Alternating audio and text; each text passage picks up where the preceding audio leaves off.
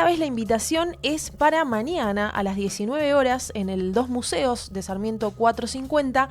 Se va a estar presentando el docente y ensayista Luis García, autor del libro Fascismo Cosplay, Crónicas del Desconcierto en el Laboratorio Argentino. Viene a Bahía Blanca justamente a presentar su nuevo libro y va a estar en conversación con Diego Pogiese, que es decano del Departamento de Humanidades de la UNS. Y lo tenemos a Luis, tenemos el honor de estar en comunicación por Meet con Luis García en este momento. Buenas tardes, Luis, te saluda Sol, ¿cómo estás? Buenas tardes, ¿cómo estás? Muchas gracias por llamar. Me faltó mencionar que sos un cordobés, un docente de filosofía, profesor regular en la Universidad Nacional de Córdoba, investigador del CONICET. Tenés un amplio y vasto currículum. Bueno, no sé eso, pero sí soy de Córdoba, eso seguro. Eso seguro. ¿Es la primera vez que vas a visitar Bahía Blanca? ¿Es la primera vez? Sí, sí, sí, ya estoy acá. Ya estás acá en Bahía. Bien. Sí, Bueno, sí. como para arrancar a entender de qué va esto, el título del libro está compuesto por la palabra, el concepto cosplay, que a priori la traducción es juego de disfraces en un juego de palabras, pero que quizás Ujú. no estamos todos en tema de qué se trata. Vos proponés esto de fascismo cosplay. ¿Por qué cosplay? ¿Qué es cosplay? Em, el libro, digo, para contextualizar un poquitito antes, el libro está compuesto por un conjunto de fragmentos que fueron escritos a partir del triunfo de Javier Milei en las elecciones nacionales del 2023, y de alguna manera fueron surgiendo como una suerte de conjuro cotidiano de lo que aparecía. Fíjense hoy cómo está tan normalizado, ¿no? Muchas cosas que en su momento aparecían como una especie de aberración cotidiana, y que de alguna manera contrastaba y torsionaba y violentaba buena parte de eh, supuestos que considerábamos más o menos establecidos de nuestra vida en común. El libro en ese sentido, por eso se llama, el subtítulo es, ¿no?, Crónicas del Desconcierto. Es una suerte de diario filosófico-político, digamos así, escrito en las redes sociales porque me interesaba de algún modo que el discurso que intentara comprender o de alguna manera compenetrarse con lo que estaba pasando, lo hiciera también en los formatos en los que parecía que solamente la ultraderecha podía medrar, podía comunicar, podía prosperar. Y entonces lo que produce es una suerte de cuadro de época a partir de este conjunto de fragmentos, tramados en el ritmo de la época, ¿no? Porque de alguna manera hay algo de la vertiginosidad, de lo un poco caleidoscopio de los fragmentos también, que dan cuenta de eso, una época difícil de nombrar de manera unívoca, de manera lineal, difícil de explicar de una manera tradicional. Y en ese sentido, la idea fue nombrar el libro con el título de uno de los fragmentos. Todos los fragmentos tienen títulos adentro del libro, y nos pareció que ese fragmento que se titulaba así, Fascismo Cosplay, de alguna manera lograba una serie de síntesis. En primer lugar, lograba poner sobre la mesa la palabra fascismo, que, como ustedes saben, ha sido una discusión respecto a si es o no pertinente llamar con ese término a las expresiones de las nuevas derechas a nivel global y en particular a nivel local. Eh, y a la vez adjetivarlo con este adjetivo por el que vos me estás preguntando, que es cosplay, ¿no? Ese adjetivo en realidad no es que sea mío, no es que yo ejerza el cosplay, ni sea, ni, no sé, ni tenga una proclividad por esas prácticas, sino que es el propio presidente el que las tuvo. Eh, Seguramente recordarán que en el 2019, Milei, que ya era un panelista bastante famoso, pero muy estrafalario, como siempre, participó de una cumbre de manga y de cultura pop, en donde él ejerció el cosplay, ejerció esta práctica que efectivamente... Bueno, Una de las características... discúlpame, Luis, ¿Hola? discúlpame, se perdió por unos segundos el audio. Ah, perdón. Estabas mencionando lo de Milei en este encuentro y ahí nos quedamos. En el 2019. Sí. Ah, bien, bueno.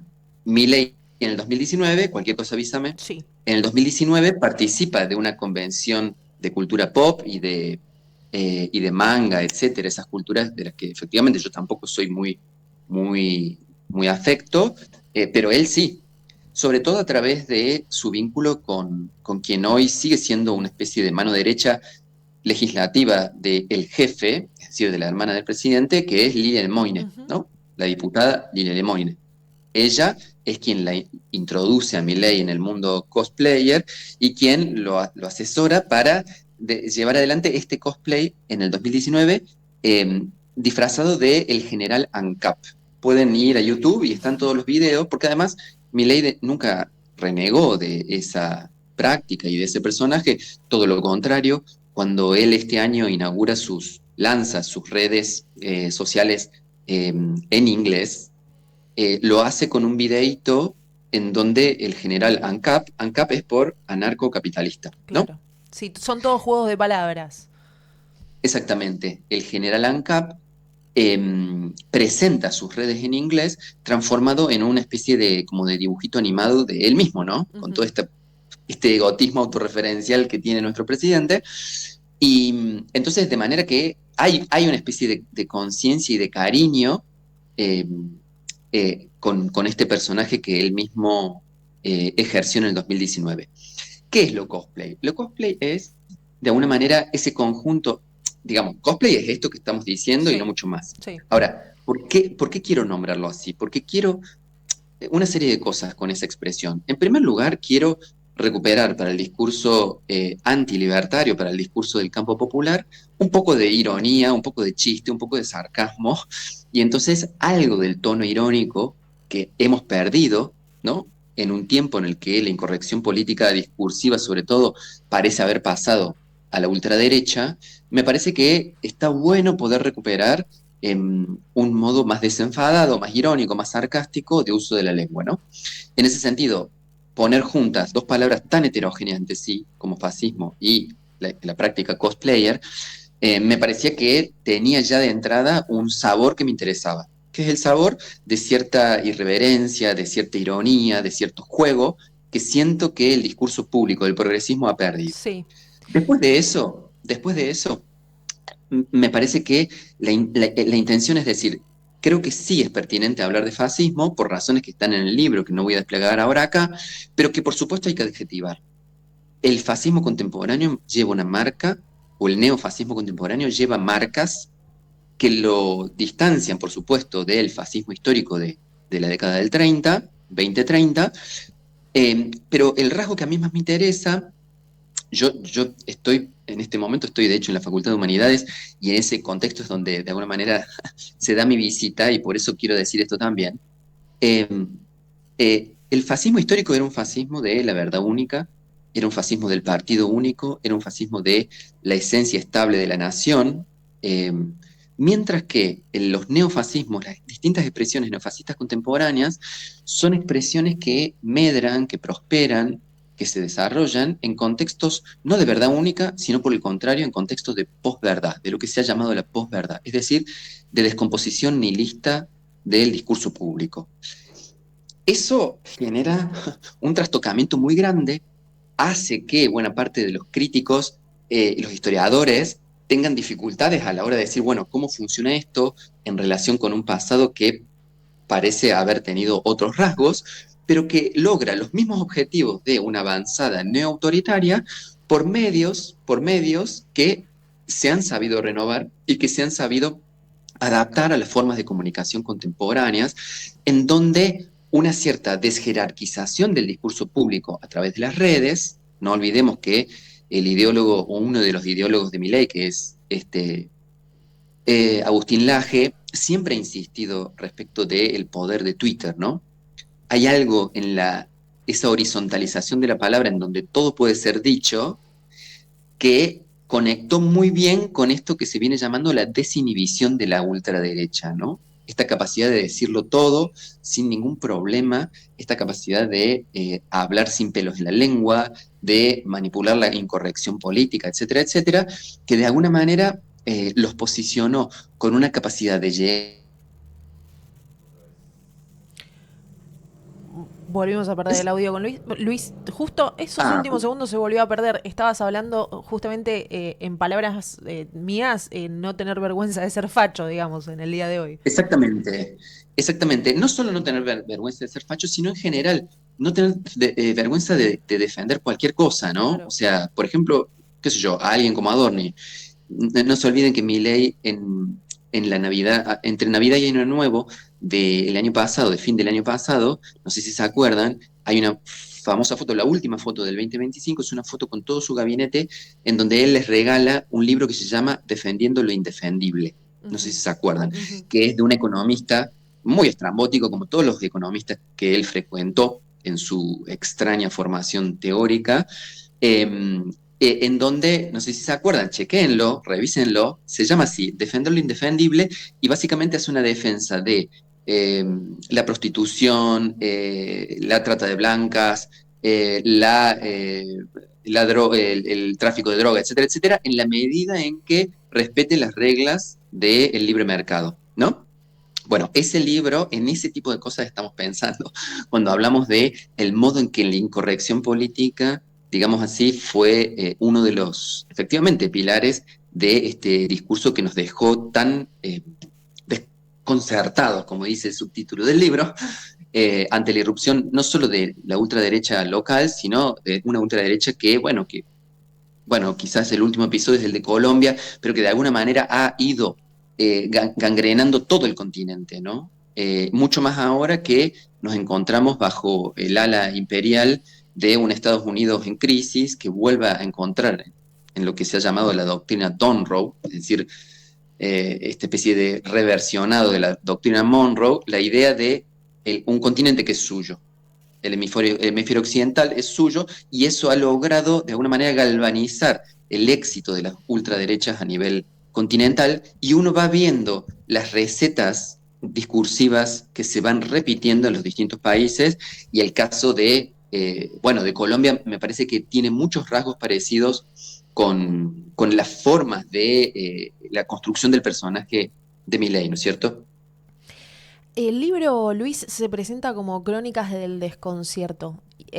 Como docente y ensayista, ¿cómo se evita ese desconcierto sin caer en el pesimismo o en la parálisis social?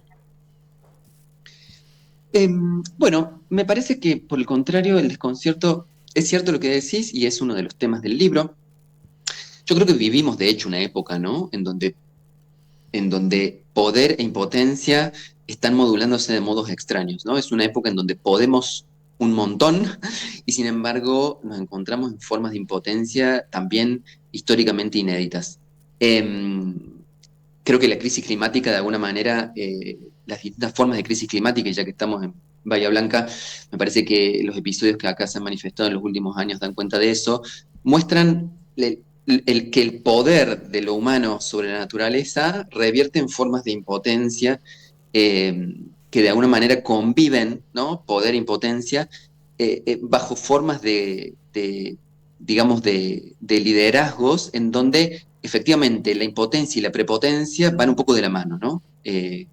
Gente como Trump, gente como el Milley combina formas de impotencia y de prepotencia que nos tienen bastante desconcertados. ¿Qué pasa con el desconcierto? El desconcierto para mí es una oportunidad maravillosa para revisar nuestras categorías, esas categorías que fueron dejando cada vez más fuera del discurso progresista, popular o democrático a conjuntos de argentinos que no se sentían reconocidos por, de alguna manera, vamos a decirlo muy directamente, el discurso del Estado te cuida, ¿no? Ujú. Había un conjunto de realidades sociales que estaban quedando por fuera de ese Estado te cuida que cada vez te cuidaba menos.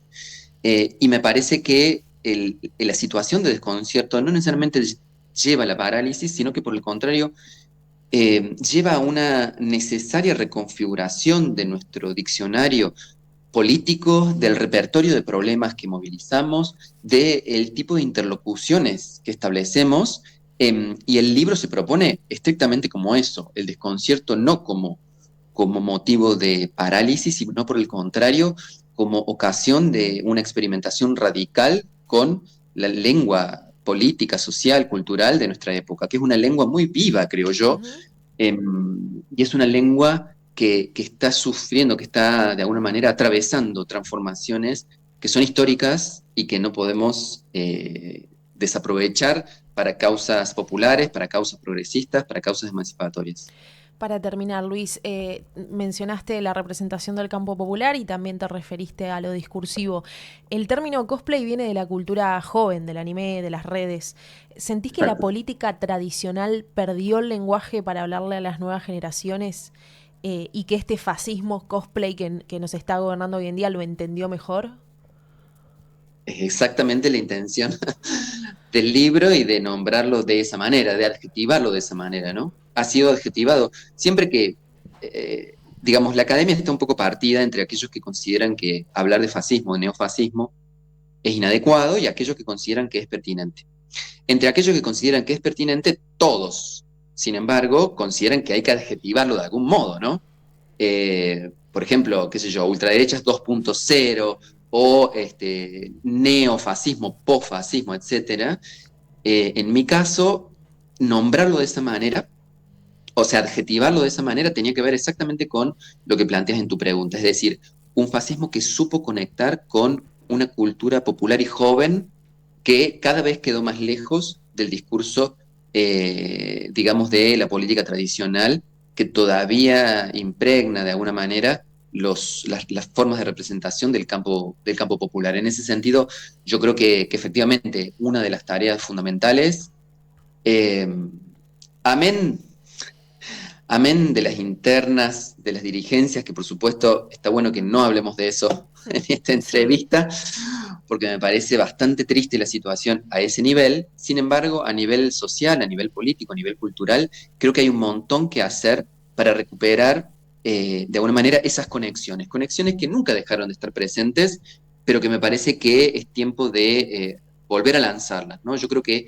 la incorrección política, por ejemplo, fue algo absolutamente nativo, propio y ¿cómo decirlo?, esencial de las militancias feministas. Jamás estuvo fuera del espectro de la lengua feminista, de la lengua traba, de la lengua travesti, y me parece que volver a ocupar ese lugar y volver a recuperar esa ironía, ese desenfado, me parece fundamental para reconectar con los discursos de los jóvenes. Y en ese sentido también un poco la intención del libro de ser escrito en las redes, como un libro nativo de las redes, de alguna manera intentaba buscar esa, qué sé yo, sintonía con los ritmos de las lenguas que impregnan las formas de subjetivación de las juventudes contemporáneas.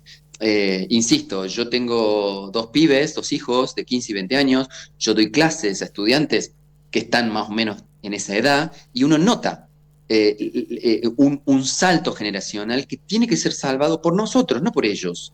Nosotros somos los que tenemos que de alguna manera darle un giro a los motivos, a los objetivos y a las banderas del campo popular para reconectar con esas generaciones para las cuales el cosplay fue un contexto nativo de circulación de los símbolos, de la palabra, de los deseos, etcétera, ¿no? Bien, Luis, te agradecemos muchísimo por esta comunicación. Si te parece, para finalizar la entrevista, invita a la audiencia a que vaya mañana. Bueno, por supuesto, yo les agradezco a ustedes la oportunidad porque efectivamente yo vengo de visitante, no estoy de local, para poner un poco de terminología futbolística en este día tan futbolístico. Y como visitante, en fin, es invitar, acá no está ni mi mamá ni mis amigos para venir a la presentación, así que están todos invitados, sobre todo porque me parece muy hermoso el contexto del museo, el Dos Museos, ¿no? Marcelo Díaz es el que un poco aloja la actividad mañana a las 7 de la tarde, y Diego Pogliese, que bueno, que es el decano de acá del Departamento de Humanidades, bueno, que se acaban de mandar. Estamos en plenas jornadas de humanidades en la prestigiosa Universidad Nacional del Sur, que tiene referencias que para mí son, bueno, decisivas para mi propia formación, como Héctor Chiochini o el mismo Martínez Estrada, invitarlos a la conversación que vamos a tener mañana. El libro se editó hace ya varios meses, viene teniendo un recorrido bien interesante y lo que quiero destacar es eso, vamos a discutir estas cuestiones, vamos a discutir la política contemporánea, las formas de comunicación contemporánea, más allá de presentar el libro que ya se presentó un par de veces en distintos lugares, así que entiendo que va a estar interesante porque no va a estar centrado específicamente en el libro, sino en lo que el libro trata, ¿no? Bien. Que es algo que urge en contextos preelectorales como los que estamos.